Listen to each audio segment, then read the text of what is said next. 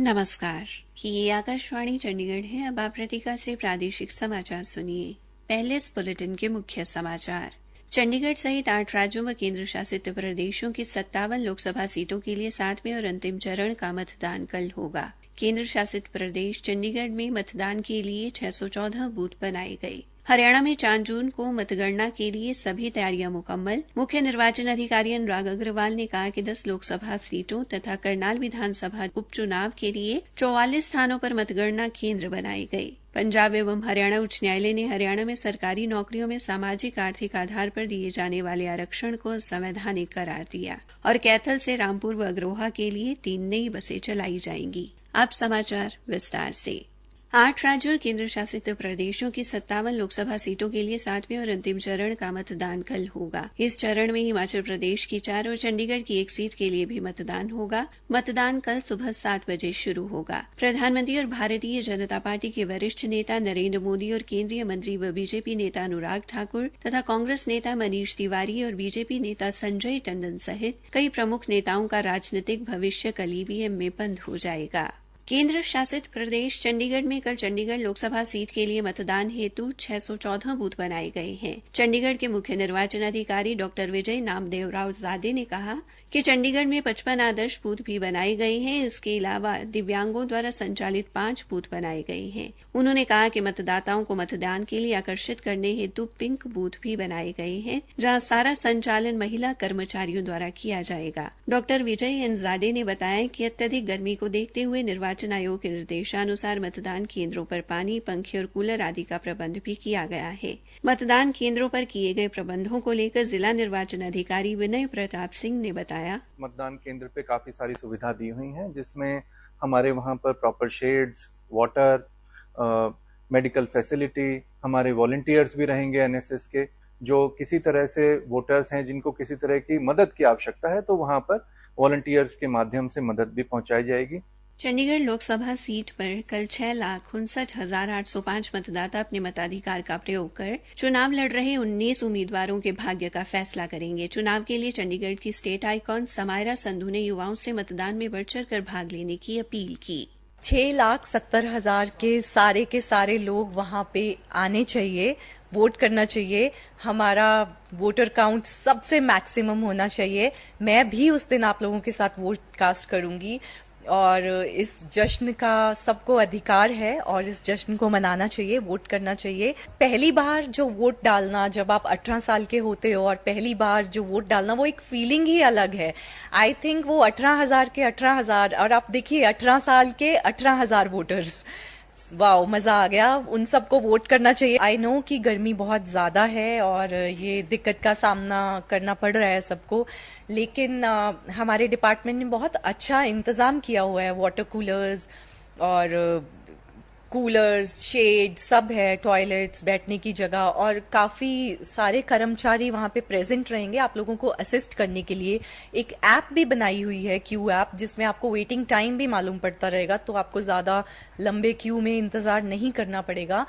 हरियाणा में 25 मई को छठे चरण के दौरान हुए लोकसभा चुनाव के मतों की गणना 4 जून को होगी। मुख्य निर्वाचन अधिकारी अनुराग अग्रवाल ने रिटर्निंग अधिकारियों से कहा कि मतदान के लिए तैयारियां पूरी कर ली गई हैं। उन्होंने बताया कि प्रदेश में 10 लोकसभा क्षेत्रों तथा करनाल विधानसभा उपचुनाव के लिए 44 स्थानों पर मतगणना केंद्र बनाए गए हैं। इन केंद्रों में टीबीपीएस व डाक मतपत्रों की स्कैनिंग के लिए 337 स्कैनिंग टेबल लगाई जाएंगी। एक टेबल पर 500 डाक मतपत्रों की गणना की जाएगी।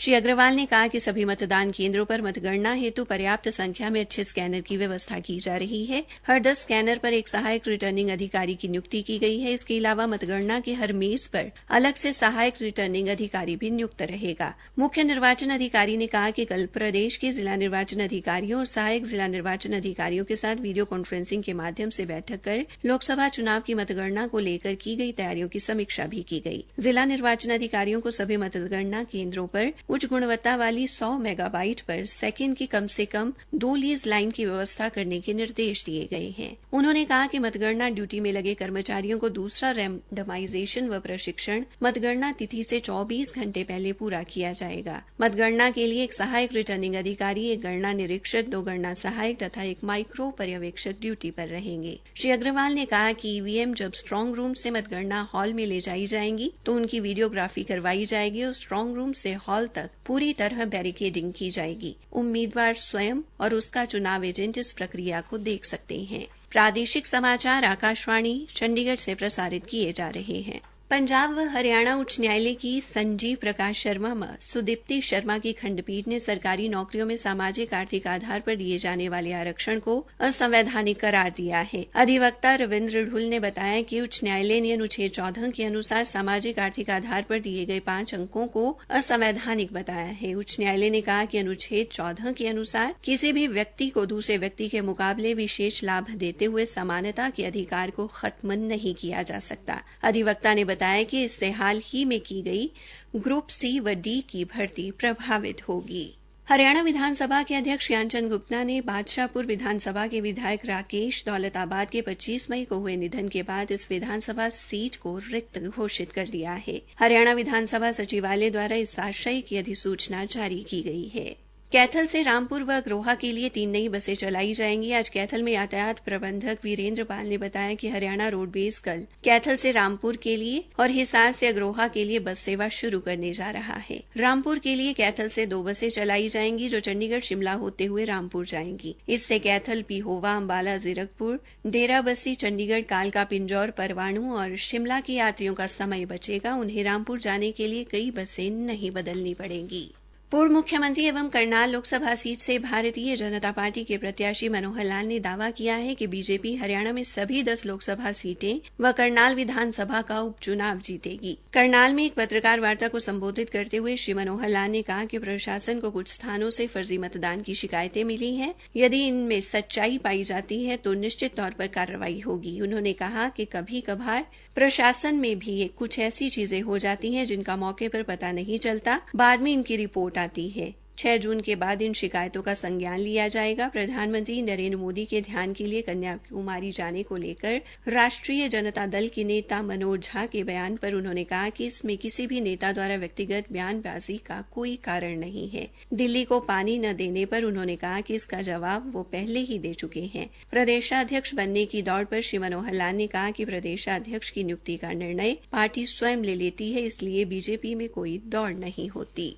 आज विश्व तंबाकू निषेध दिवस पर पलवल के गांव अटली के शहीद संदीप सिंह खेल परिसर में एक जागरूकता कार्यक्रम आयोजित किया गया। कार्यक्रम का आयोजन बाबा लाल दास नशा मुक्ति समिति द्वारा किया गया, जिसमें जिला रेड क्रॉस सोसाइटी और पतंजलि द्वारा युवाओं को तंबाकू के सेवन से होने वाले नुकसान के बारे में बताया गया। सिरसा के चौधरी देवीलाल विश्वविद्यालय तथा भिवानी के चौधरी बंसीलाल विश्वविद्यालय के मध्य मूल्यांकन केंद्र स्थापित करने हेतु आज एक समझौता ज्ञापन पर हस्ताक्षर किए गए। ये समझौता छात्र हित को ध्यान में रखते हुए स्नातक तथा स्नातकोत्तर परीक्षाओं की उत्तर पुस्तिकाओं की मूल्यांकन प्रक्रिया को सुगम व तीव्रता प्रदान करने के उद्देश्य से किया गया है। समझौता ज्ञापन पर चौधरी देवीलाल विश्वविद्यालय की ओर से कुलसचिव डॉक्टर राजेश कुमार बंसल और चौधरी बंसीलाल विश्वविद्यालय की ओर से कुलसचिव डॉक्टर रितु सिंह ने हस्ताक्षर किए। समझौते के अनुसार दोनों विश्वविद्यालयों के कुलपतियों को उत्तर पुस्तिकाओं के मूल्यांकन के लिए परीक्षा केंद्र स्थापित करने के लिए अधिकृत किया गया है। मूल्यांकन संबंधी सारा कार्य दोनों विश्वविद्यालयों की गोपनीय शाखा के समन्वय में होगा। अंत में मुख्य समाचार एक बार फिर। चंडीगढ़ सहित 8 राज्यों व केंद्र शासित प्रदेशों की 57 लोकसभा सीटों के लिए 7वें और अंतिम चरण का मतदान कल होगा। केंद्र शासित प्रदेश चंडीगढ़ में मतदान के लिए 614 बूथ बनाए गए। हरियाणा में 4 जून को मतगणना के लिए सभी तैयारियां मुकम्मल। पंजाब एवं हरियाणा उच्च न्यायालय ने हरियाणा में सरकारी नौकरियों में सामाजिक आर्थिक आधार पर दिए जाने वाले आरक्षण को असंवैधानिक करार दिया। इसी के साथ ये समाचार बुलेटिन समाप्त हुआ।